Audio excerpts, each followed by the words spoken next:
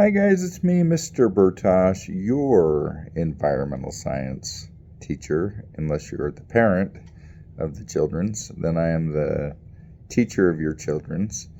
And I am making a video about my class. Actually, I'm going to make a couple of videos about my class because it is excruciatingly boring the first couple of days of school, and I get so tired of my own voice, and it's not fun, and going through all the policies and stuff. So I decided, because big brain stuff, smartliness, that it would be better to make some videos for you to watch. Plus, then not just can you watch it, well, see, because you're tired too, right, in the first few days of school, because all of your teachers are going on and on and on about all the boring policies, and so you don't want to listen to that. And you can rewatch it later because you totally want to do that, right? I know you're going to watch this 12 times, and your parents can watch it. So, hooray! I don't actually have a script. In fact, I really haven't even thought about what I'm going to say, so that'll be interesting to see how I meander through this video. Plus, I'm also going to only do it in one take. So, yeah, all my awkward pauses and stuff. Just like in class, you will get to enjoy those. So we should probably talk about the fact that this is an AP class. This is a college class, and you need to take confidence in the fact that you are capable of doing a college class. You are the best of the best. The good thing is that this is a mid-step for an AP class. So this is like if you were going right into AP chemistry, for example, it would be much more jarring. But this class is designed to give you an introduction into the world of AP classes. And so we will talk about such study skills, and I will help you. But it's still an AP class, and you need to be prepared for that. Okay, when you walk through my classroom door, outside of my classroom door, out in the halls, you can be a middle school student, and that's great. And you can, do all the drama that middle school kids do, and have pretend boyfriend and girlfriends, and that you're really awkwardly just trying to hold hands with, and, all the awkward middle school stuff. But when you come through my door, then you need to magically change. You need to become a college student. Okay, that has to be your commitment. When you walk through my door, you need to leave middle school at the door, and you need to come with the mentality that you are going to work at the level of a college student. I would be doing you a disservice if I didn't teach the course at a college level. And what is happening? I am getting a phone call on my phone. It was weird. See, I told you there'd be awkward moments in this video. Anyway, a message popped up on my screen that said, "You were getting a phone call." Hopefully it wasn't important. I would be doing you a disservice if I didn't teach this class at the level it's supposed to be taught, because at the end of the school year, in May, they've released the date, but I can't remember. And anyway, I'm going to reuse this video, so it will be different every year. But in May sometime, like May 14th or something, you will be taking the AP test. And if I have not taught you at a college level all year, you will not be prepared for the AP test, and that's not fair to you. But you are capable of doing this. You can do this. The thing that I most am concerned about is that some of my students are going to get overwhelmed in the first few days, and they're going to be like, "Oh man, what did I get myself into? I can't do this," and they're going to check out. Okay, don't be one of those students. If you start to feel overwhelmed, please come talk to me, because I will help you. Okay, you can do this. I know that you can do this, and I will help you do this. So this is a two-way thing. Your commitment is that you're going to do the homework. Okay, it equals about a half hour a night. I actually don't know how accurate that is because this is the first year I've taught this class. But I tried to design it the best I could to equal about a half hour a night. So if it's less than that, you can be like, hooray, Bertosh is a liar. And if it's more than that, you can be like, oh man, Bertosh is a jerk. He's a liar. But it should be about a half hour a night. I am asking or demanding, I don't know. Can't really demand, but I am asking that you sign a contract with me and your parents. And parents, this is the part I really want you to, pay attention to. So if your parents aren't watching this video, you need to show them this part of the video, okay? I want you to sign a contract with me that you will do your homework and study.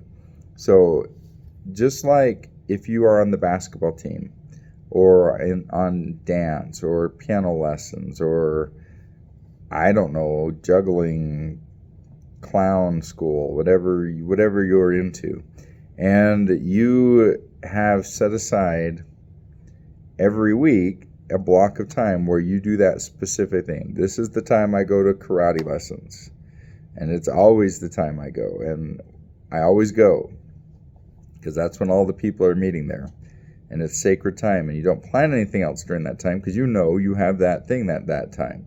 That is what I'm asking that you do with your homework. I'm asking that you set aside time every week equal to about 2.5 hours for your homework. I don't care when that is, okay? If you want to do it every night for half hour after school, that's great. If you want to do it on Monday, Wednesday, and Friday, that's great. If you want to do it all on Saturday, that's fine. 2.5 hours is a lot in one day.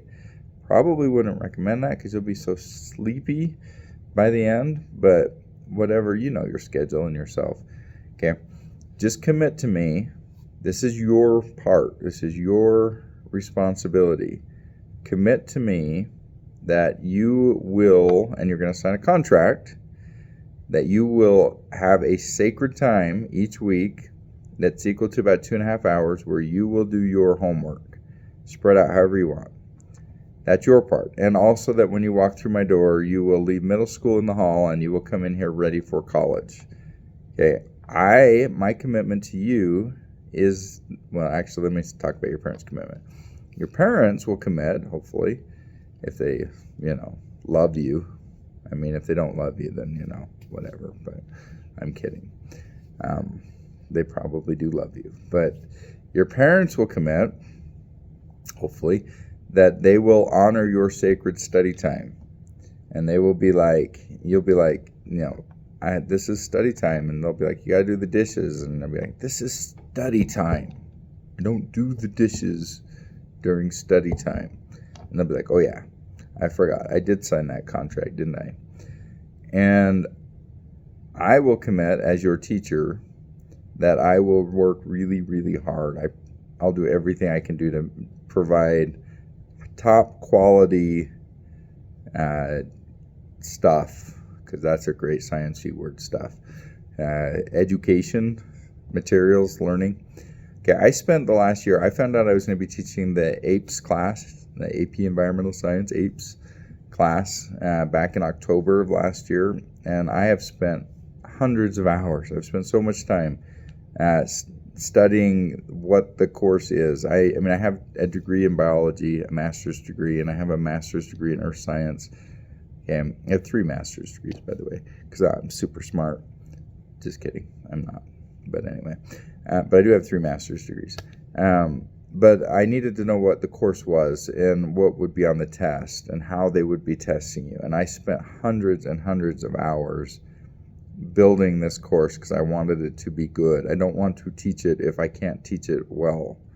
So I worked really, really hard. And then in the summer, I went unpaid for a week to a really boring training. It was terrible, but I learned a lot. It's just boring because I have ADHD and that's not fun to sit quietly all day for days. But anyway, I did all that to make sure that I understood what this course, this class is all about. And I have worked really, really hard to put together what I think is the best AP Environmental Science class in the district, and that's prideful to say, but I'm really proud of what I built because it's a really good class. Okay, that's my part. My part is that I will work hard as your teacher to make sure. So this is a three-way thing. You are going to pass the AP Environmental Science class as long as you do your homework. So let's talk for a minute now about the structure of the class. So as I said, there's homework. Well, what is the homework? What does the homework entail? Each week, except for fall break, Christmas break, and spring break, I am a jerk and I made you do homework on Thanksgiving break. I know, I'm sorry. I tried not to, but I couldn't figure out how not to because I had to fit it all in. But each week other than fall break, Christmas break, and spring break, because I didn't want you to have to worry about anything on those breaks, you have homework assignments.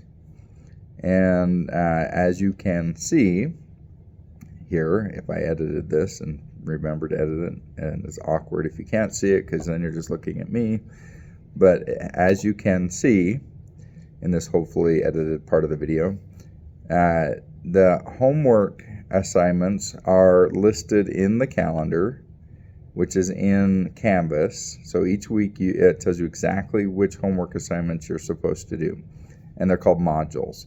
And I think, I'm remembering off the top of my head, I think it's 54 modules, something like that. I might be wrong, but it's about that. So each week we'll do anywhere from 1 to 3 modules, most of the time 2 modules. The first week of school, because I am a jerk and I'm making you do homework on the very first week of school, there is 1 module, it's module 0. And then the second week of school, I think we're doing, I want to say 3, modules 1, 2, and 3. And then the next week is like 5, 6, and 7. So there's some that have 3 weeks and some that have 2 weeks. Okay, here's what a module consists of. The textbook, our textbook, is not broken up into chapters. It's broken up into what are called modules. How did you know? And you're going to read 1 to 3 modules a week. It is my expectation that when you read these modules, you are not skimming. You're reading for understanding. Reading for understanding means that you are taking your time and you are paying attention. You are focusing and absorbing like a knowledge sponge that you are. All the words and the things and the concepts. Reading for understanding means that you hold yourself accountable, not a cannibal. That is bad. Eating people is bad. But hold yourself accountable for what you read. So when you get to the end of the paragraph or the page or whatever and you're like, dang, I read all those words and I was thinking about my secret crush and I remember not any of the things that I read, then you have to go back and you have to reread the page. Okay, hold yourself accountable. Make sure you understand. And then after you read, for understanding, not just skim or rush through, because that's not doing you any good. You're not going to pass the test if you don't read for understanding. Okay? Then at the end, there is, if I have remembered to edit the video, there is a page that looks thusly that you have to fill out, which is a summary. And you have to put in like all of the vocabulary words and stuff that you read in a summary so that you're restating in your own words what you read, and you submit that, and that is your homework. Then you're going to take a quiz about once a week because I am super nice. Okay, remember I said I spent about a year preparing for this course, so I literally went out, and this was a lot of work, so you're welcome. I went out and I found like many copies, because they release it every year, of previous AP Environmental Science tests, and I took all the questions and I put them into a database.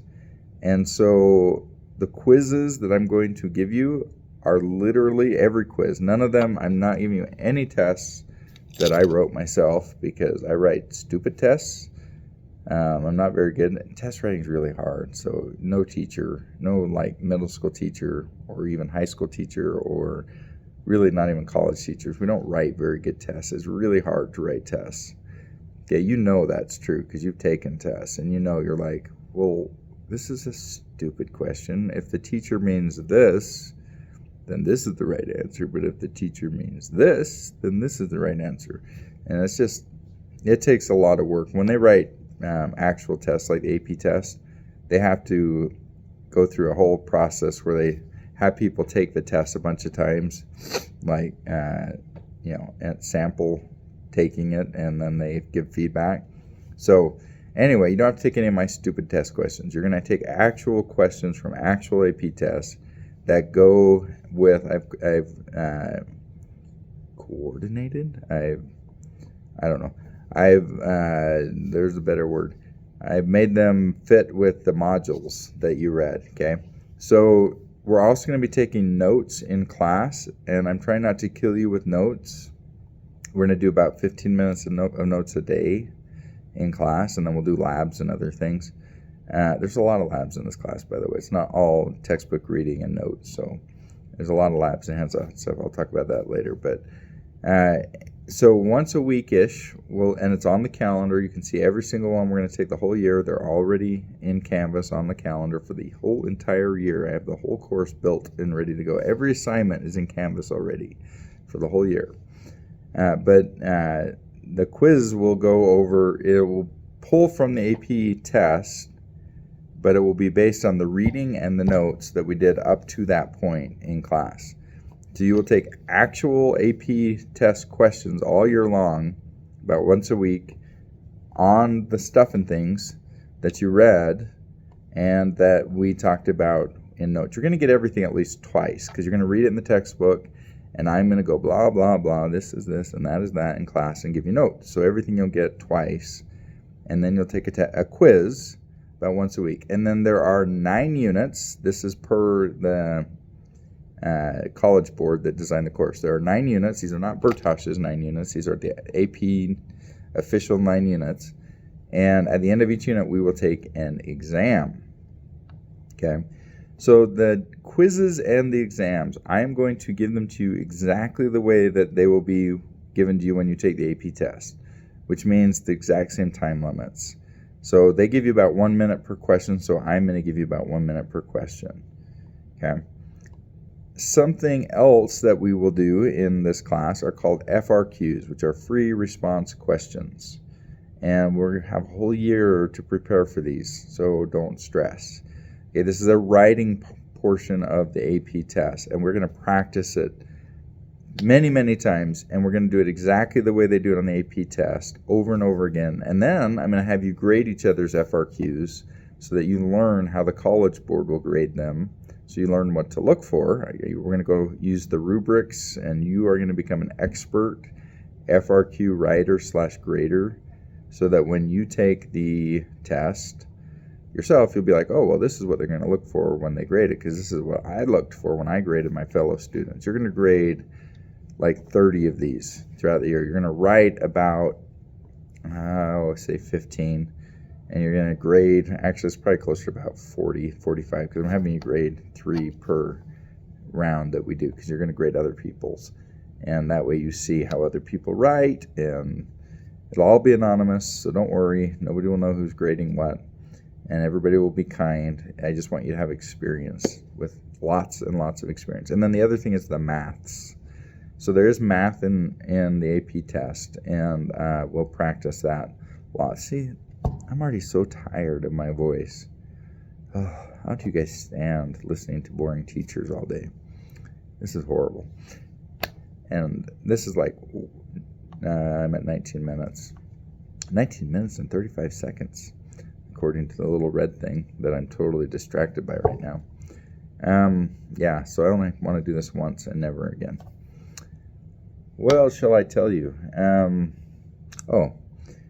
This class has field trips. and lots of labs. It's a hands-on class. We will not just be learning. We will be learning about AP environmental science, We will be learning about environmental science at a college level, and you will know all the concepts and the science and the stuffs and things, and you will be an expert. But we're not just going to learn about it, because that's not fun. Learning is fun, but that's not what I mean. We're going to do hands-on stuff, which is the fun part. We're actually going to do the science. So we will have many, many, many labs.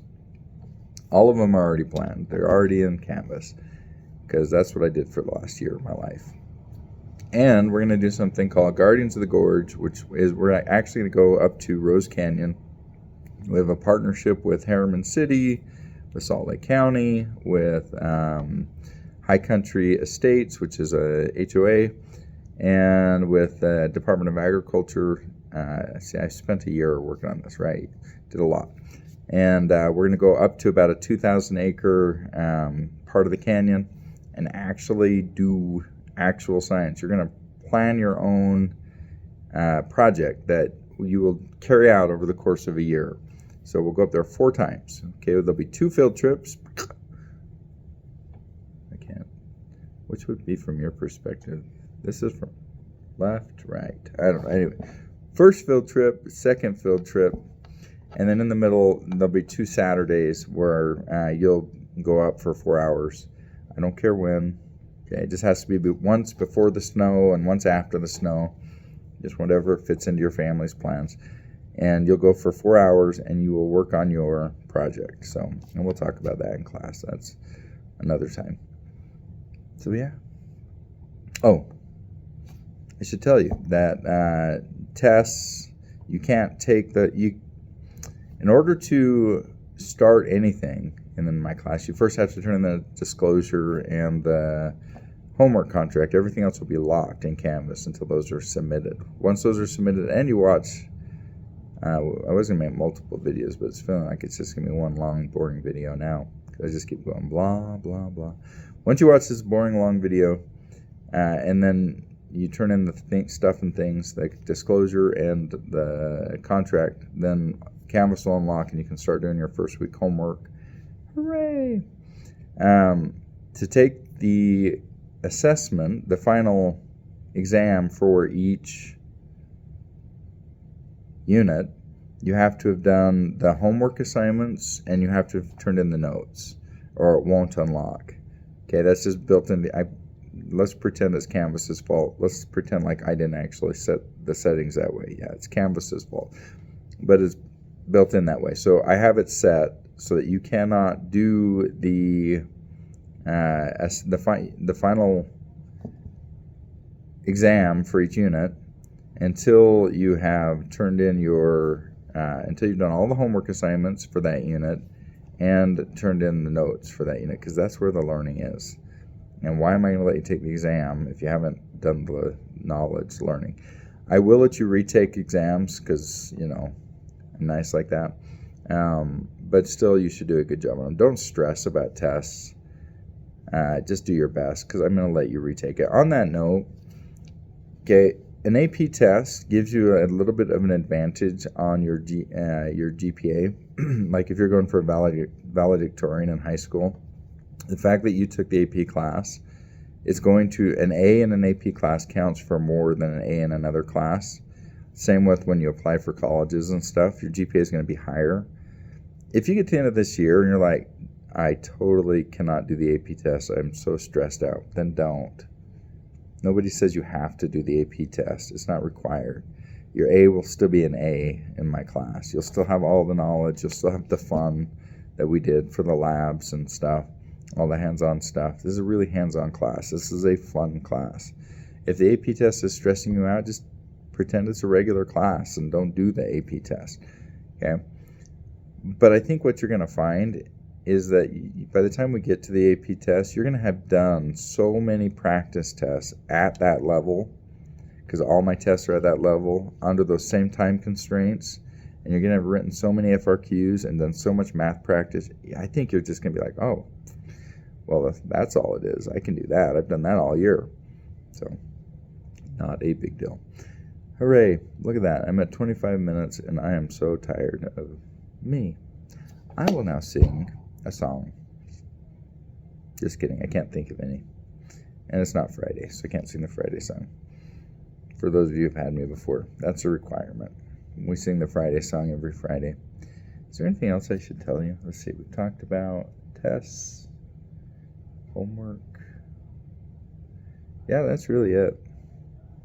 So now, I don't have to do all this talking. You just have to watch the video. Moded. All right. Thanks, guys. I look forward to seeing you all again, those of you who I've had before. So excited. I looked at my roles. I have some of the best students coming in. And I'm excited to meet the ones of you who I didn't have yet already. All right. That's all.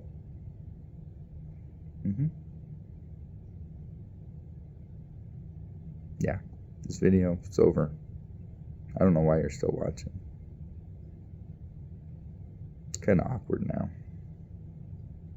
You're just watching me like blink and stuff.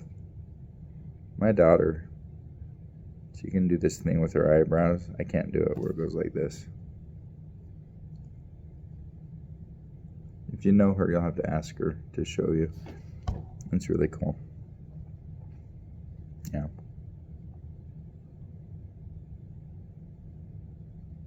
I wonder how long you'll watch the video.